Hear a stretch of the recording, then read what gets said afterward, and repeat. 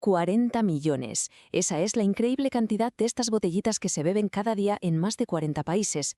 Pero su historia no empezó en un despacho de marketing, no.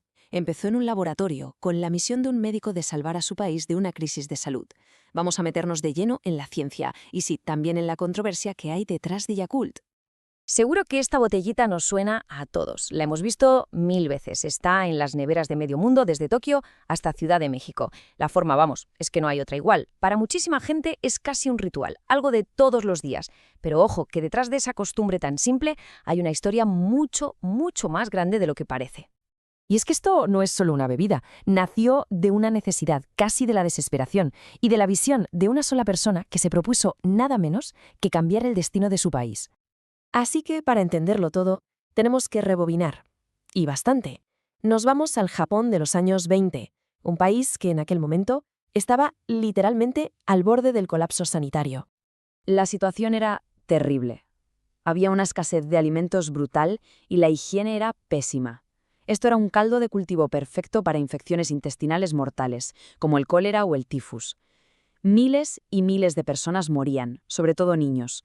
Y en medio de todo ese caos, un joven estudiante de medicina decidió que no podía quedarse de brazos cruzados. Hablamos del doctor Minoru Shirota. Él veía toda esa tragedia a su alrededor mientras estudiaba en la Universidad Imperial de Kioto, y claro, le marcó muchísimo. Pero en lugar de pensar solo en cómo curar a los que ya estaban enfermos, se le metió una idea en la cabeza, una idea mucho más potente. ¿Y si pudiéramos evitar que la gente enfermara? La medicina preventiva. Esa fue su obsesión. Y esa misión le llevó de cabeza al mundo de la microbiología. Estaba convencidísimo de que la respuesta, la clave de todo, no estaba fuera, sino dentro de nuestro propio cuerpo, en los intestinos, para ser exactos. Él ya intuía lo que hoy sabemos de sobra, que en nuestros intestinos vive todo un ecosistema, un universo de microorganismos, lo que llamamos flora intestinal o microbiota. Y su razonamiento fue simple pero genial. Si conseguimos que las bacterias buenas ganen la batalla a las malas, las defensas naturales del cuerpo se disparan. Aquí es donde aparece la palabra mágica, probiótico, que literalmente significa a favor de la vida. ¿Y qué es? Pues son microorganismos vivos que si los tomamos en la cantidad justa nos echan una mano con la salud. Esa fue la herramienta que el doctor Shirota se propuso encontrar y sobre todo dominar. Y después de investigar y probar sin descanso, durante años, llegó el día. En 1930, bingo, consiguió aislar y cultivar una cepa única de bacteria acidoláctica que parecía tener un potencial increíble. Pero claro, una cosa es encontrarla y otra muy distinta es hacerla útil. Aquí es donde se ve la genialidad del doctor Shirota. No se conformó con encontrar una bacteria cualquiera. Lo que hizo fue, por así decirlo, entrenarla. La hizo más fuerte, la sometió a un proceso para que fuera una auténtica superviviente. Tenía que ser capaz de aguantar los ácidos del estómago para llegar viva a los intestinos, que es donde tenía que hacer su trabajo. Y el resultado fue esta cepa súper resistente, que como no podía ser de otra manera, lleva su nombre, Lactobacillus casei shirota. Vale, el descubrimiento científico era una pasada, revolucionario, pero Shirota era un médico, no solo un científico. Sabía que de nada servía tener esa maravilla en el laboratorio si no llegaba a la gente de la calle. Tenía que sacar la ciencia del laboratorio y ponerla en manos de todo el mundo. El reto era enorme.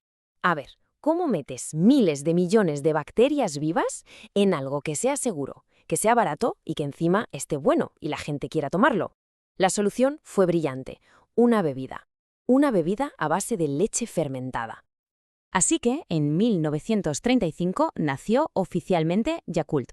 El resto, como se suele decir, es historia. La expansión fue rapidísima. En los 60 ya estaba saliendo de Japón. Pero ojo, un año clave es 1968. ¿Por qué? Porque es cuando aparece esta botellita que todos conocemos. Un diseño que es una genialidad, pensado para que fuera súper fácil de coger y de ver para cualquiera, fuera un niño o una persona mayor. Muy bien, pero vayamos al grano. ¿Qué se supone que hace exactamente esta botellita? ¿Cuáles son esos beneficios para la salud que la empresa dice que tiene? La idea principal es bastante sencilla. Se trata de equilibrio. La empresa asegura que su bacteria, la Shirota, ayuda a mantener el equilibrio de nuestra flora intestinal. Y cuando hay dentro todo está en orden, la digestión funciona mejor y las defensas del cuerpo están más fuertes. Básicamente es como poner un poco de orden en nuestro sistema digestivo con cada trago. La verdad es que la historia es increíble, una pasada, pero siempre hay un pero. Han pasado casi 100 años. Y hoy en día que miramos la nutrición con lupa, el invento del doctor Shirota se enfrenta a preguntas y a críticas bastante serias. Y aquí es donde la historia da un giro un poco irónico, ¿no? Un producto que nació para solucionar una crisis de salud pública hoy está en el punto de mira precisamente por uno de sus ingredientes principales.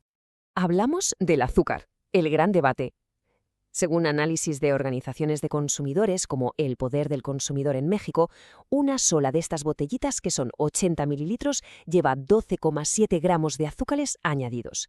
Para que nos hagamos una idea, eso es casi 2 cucharaditas y media de azúcar, en una bebida diminuta. Y aquí tenemos el choque de trenes. Por un lado, la gran promesa, miles de millones de bacterias que nos ayudan.